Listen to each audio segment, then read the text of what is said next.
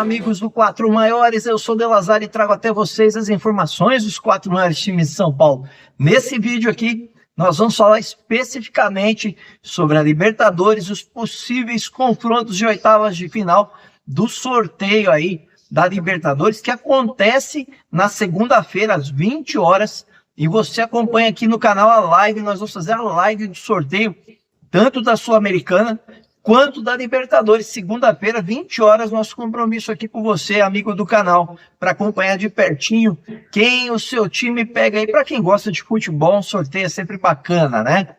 Então, neste vídeo aqui, nós vamos falar da classificação da Libertadores, né? De todos os classificados, em que pote cada um deles ficou.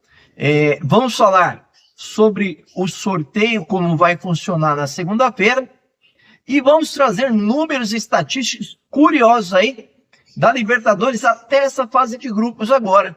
Lembrando que a fase de grupos acaba para o Grêmio, o Huachipato e o Estudiantes somente no dia 8, quando o Grêmio faz seus 2 jogos atrasados. Mas mesmo assim, vai rolar o sorteio, tá, gente?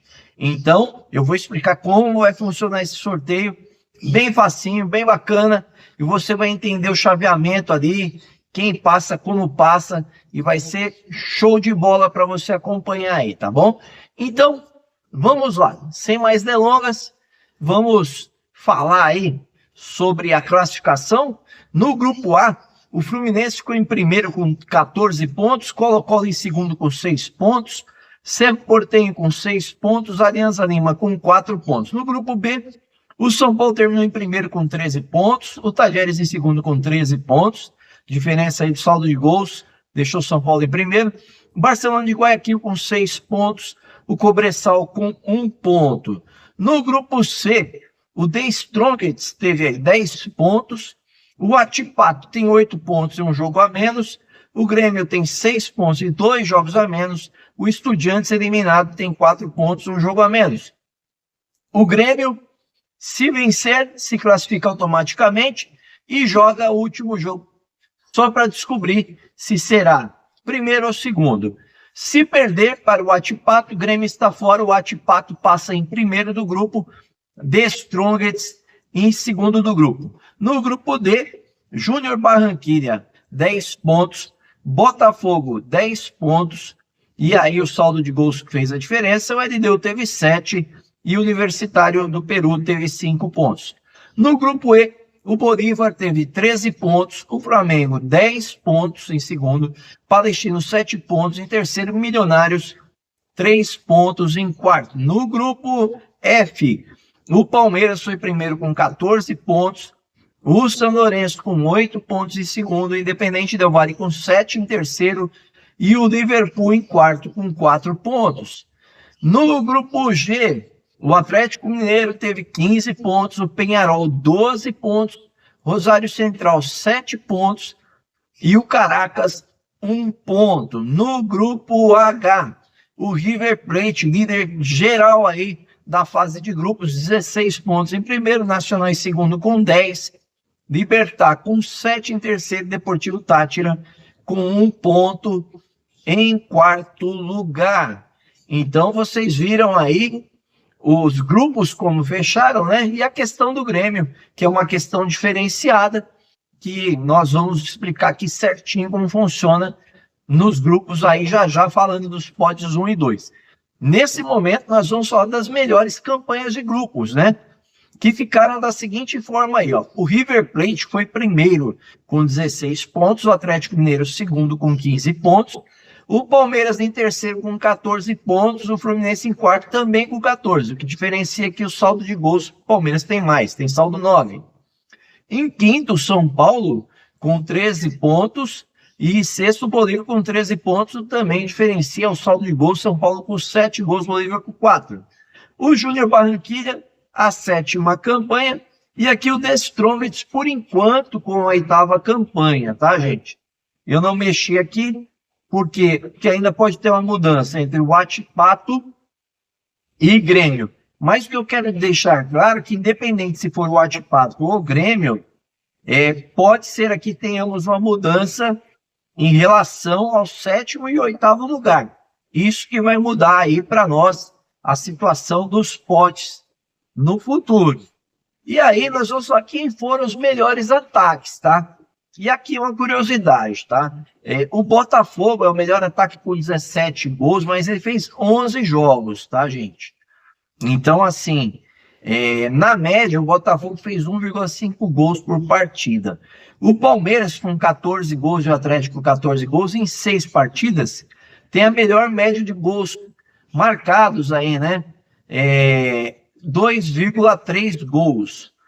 O Nacional do Uruguai também fez 14, mas fez em 11 jogos, com 1,3 de média.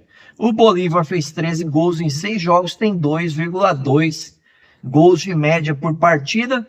Aqui nesse caso, na média, Palmeiras e Atlético Mineiro lideram com 2,3 gols por partida na Libertadores.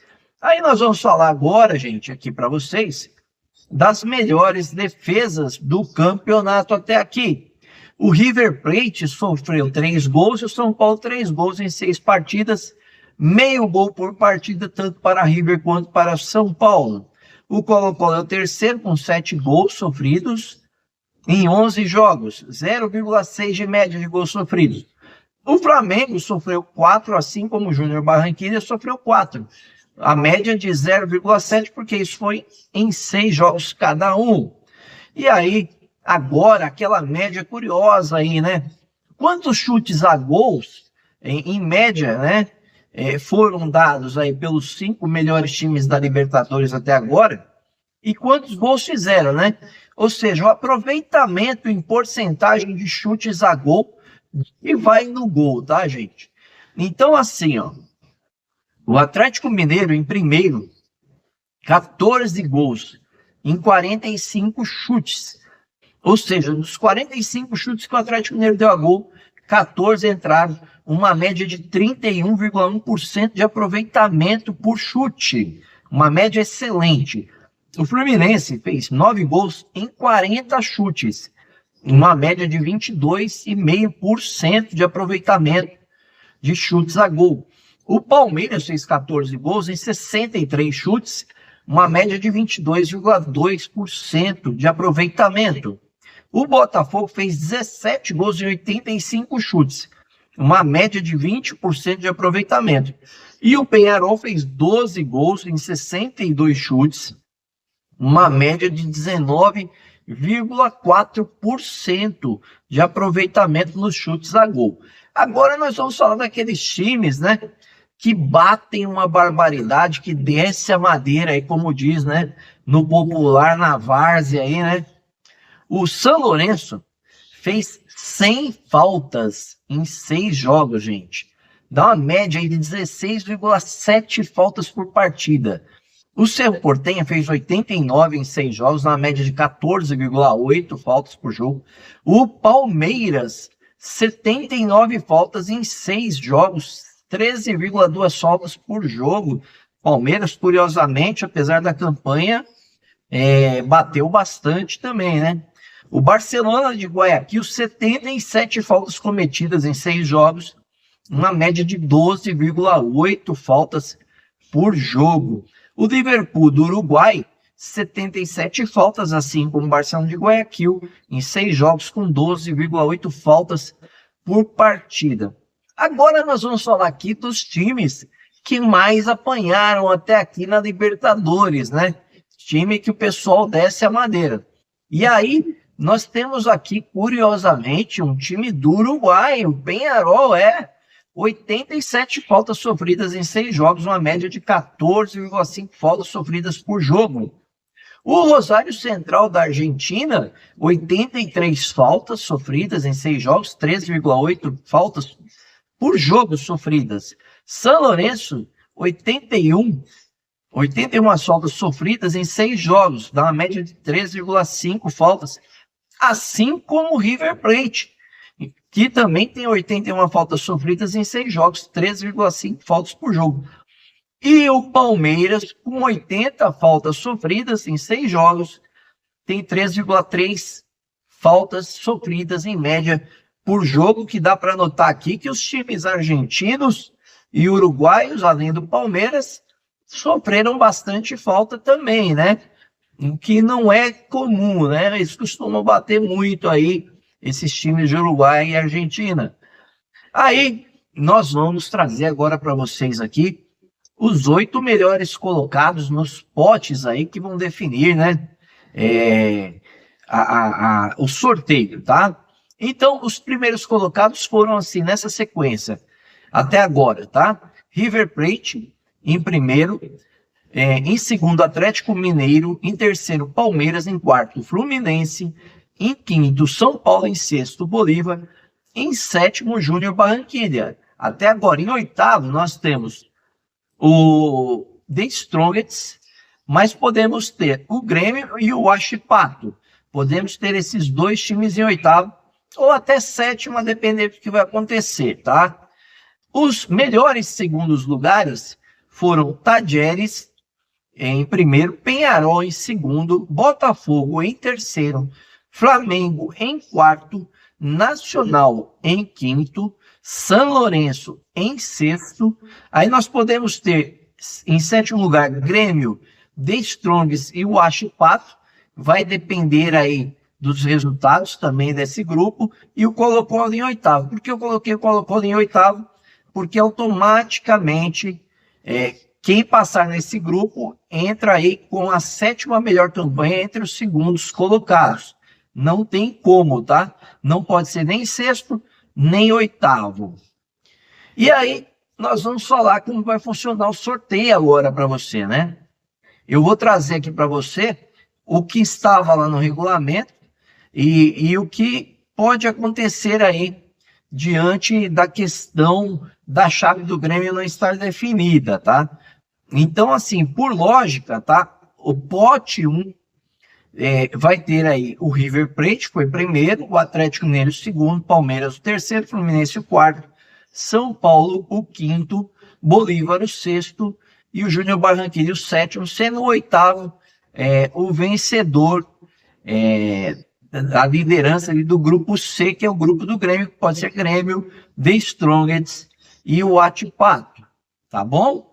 No pote 2, nós podemos ter nós teremos, né, o Tajeres, que foi primeiro, Penharol, segundo, Botafogo, terceiro, Flamengo, quarto, Nacional, quinto, São Lourenço em sexto, Grêmio, The Strongest e o Huachipato vão decidir na sétima colocação aí do pote 2, e o Colo-Colo em oitavo aí. Aí, gente, como funciona aí para dar uma força para quem fez a melhor campanha, tá? As chaves serão divididas de A a H, sendo que serão distribuídas aí A, B, C e D. De um lado, H, G, F, E do outro lado. E aí, os vencedores do pote 1 são colocados na ordem de classificação. Então, no pote 1 aí, na chave A, o River Plate, em segundo, o Atlético Mineiro, em terceiro, o Palmeiras, em quarto, o Fluminense. Aí, lá na chave H em cima, o oitavo, pode ser Grêmio, The Strongest e o Huachipato. No sétimo ali, na chave G, o sétimo colocado do pote 1, Júnior Barranquilla. E aí na chave F, o sexto colocado do pote 1, Bolívar. E na chave E, o quinto colocado do pote 1. Essa era a lógica até antes de começar aí essa questão dos jogos atrasados, tá, gente? Então, isso é o que se tem até agora.